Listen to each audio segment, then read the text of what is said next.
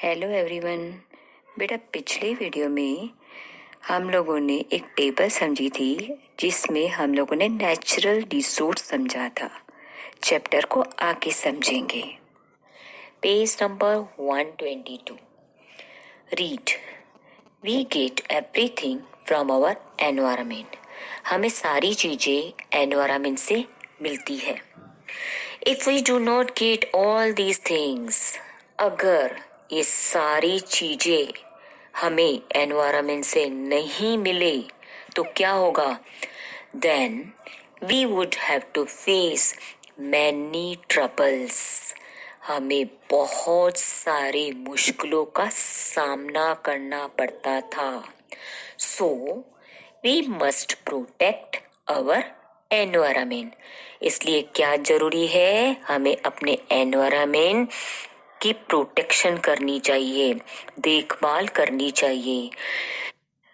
We must use these natural resources judiciously. Judiciously means समझदारी। हमें पूरी समझदारी से नेचुरल रिसोर्सेस को यूज करना चाहिए। Page number 123। Right. One table is given. Two columns are there.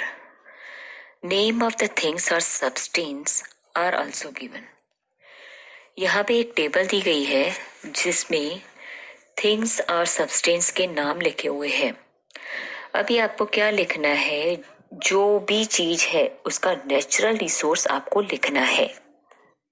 अभी टेबल में पहला सब्सटेंस लिखा हुआ है मिल्क। नेचुरल रिसोर्स क्या होगा? एनिमल्स। इसके बाद आयरन। आयरन मीन्स लोहा। लोहा कहाँ से मिलता है हमें? जमीन से। तो नेचुरल रिसोर्स में क्या लिखेंगे? लैंड। इसके बाद राइस। राइस कहाँ से मिलता है? खेती बाड़ी से। और खेती बाड़ी कहाँ पे की जाती है? जमीन पे। तो नेचुरल रिसोर्स क्या होगा? लैंड।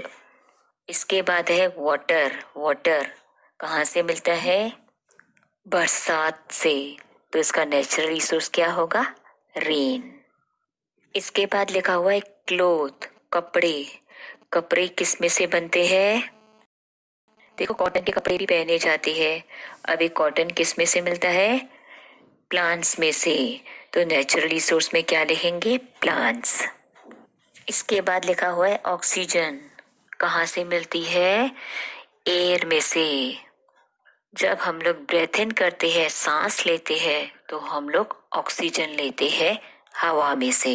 इसके बाद लिखा हुआ है पेट्रोल। पेट्रोल का नेचुरल रिसोर्स पेट्रोलियम या लैंड। इसके बाद स्टीम। स्टीम का नेचुरल रिसोर्स क्या होगा? सन या वाटर। जब हम लोग किसी तपेले में पानी गर्म करते हैं तो स्टीम प्रोड्यूस होती है। स्टीम मतलब भाप। तो नेचुरल रिसोर्स में लिखेंगे सन और वाटर। पेज नंबर 123 पे लिखा हुआ है रीड।